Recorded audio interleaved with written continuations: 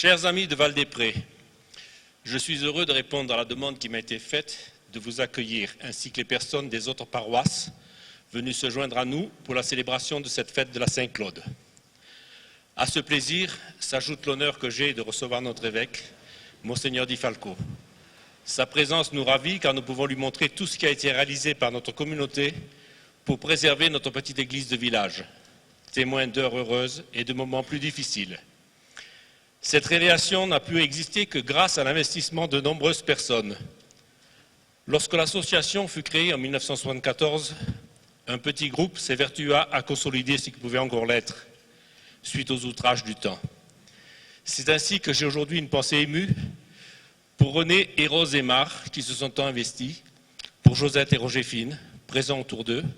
Je ne citerai pas les autres pionniers de ce groupe, car je n'ai pas eu le plaisir de les connaître tous. Comme beaucoup d'associations, celle-ci s'est épuisée.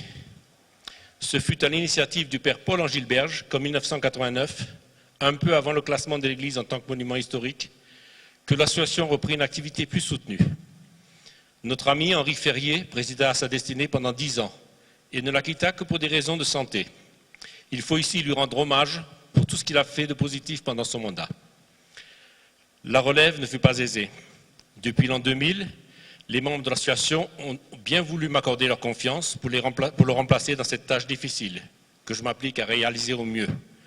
Je remercie toute l'équipe qui m'assiste avec dévouement, particulièrement Anne-Marie Rouvière, qui gère la trésorerie avec beaucoup de conscience et d'efficacité.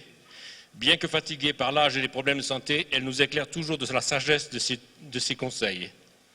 Je ne peux pas oublier aussi tous ceux qui, dans l'ombre, sont toujours partants quand il s'agit de se retrousser les manches, pour des tâches souvent ingrates, mais pourtant si utiles. Abel, Noélie, Solange, Ginette, Jocelyne, Monique, monsieur et madame Gandon, monsieur et madame Loriol, et puis bien d'autres que j'oublie de citer, qu'elles veuillent bien m'en excuser. Cet effort pour amener notre Église à ce magnifique résultat ne fut possible aussi que grâce au soutien de toutes les municipalités successives qui se sont fortement impliquées, au conseil éclairé des conservateurs du patrimoine qui ont su orienter nos choix et nos priorités. Notre association, outre l'aide financière qu'elle apporte à la commune dans le sauvetage de ce riche patrimoine, se veut être aussi un acteur d'ouverture. En effet, chaque année, des membres de l'association sont présents pour accueillir les visiteurs et les informer sur l'histoire du village à travers l'histoire de son Église. Nous essayons aussi de faire vivre ce lieu en y accueillant régulièrement des musiciens qui nous apportent un soutien non négligeable pour nous aider à financer nos actions. Si nous ne sommes pas tous forcément des croyants convaincus et impliqués dans la vie paroissiale, c'est toujours avec plaisir que nous apportons notre aide dans son déroulement. Je remercie encore notre évêque pour l'honneur qu'il nous a fait de venir célébrer cette Saint-Claude parmi nous. Et je vous demande à tous d'avoir une pensée pour les prêtres qui se sont succédés dans la destinée de cette paroisse. Nous sommes toujours parvenus à nous entendre avec eux pour qu'ils nous soutiennent et nous conseillent dans nos actions. Je pense à Paul Angilberge, Maurice Martinon, Jean-Pierre Audon, Guy Corpato, Bertrand Gournay et maintenant Jean-Michel Bardet, avec qui, j'en suis certain, nous continuerons à travailler en bonne intelligence.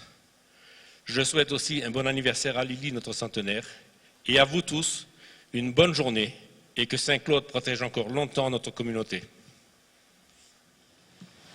Monsieur le maire, monsieur le président, où est-ce qu'il est parti déjà? Je ne vois plus. Pourquoi vous allez vous cacher là-bas? Il faut venir par là. Chers amis,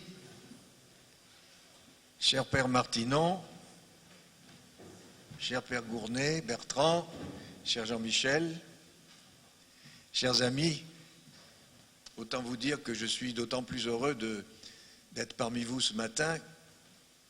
Je ne devrais pas l'avouer, mais il faut que je le fasse quand même, parce que c'est la première fois que je viens chez vous et que je découvre votre magnifique église. Donc merci de m'avoir invité. Je rattrape ça juste avant, quelques mois avant mon départ à la retraite. Ceci dit, on peut être à la retraite et continuer à venir à Val-des-Prés, non? La preuve, je crois qu'il y en a quelques-uns parmi nous. Vraiment, je suis admiratif de tout le travail qui a été accompli par votre municipalité et puis par l'association dont le président a parlé tout à l'heure.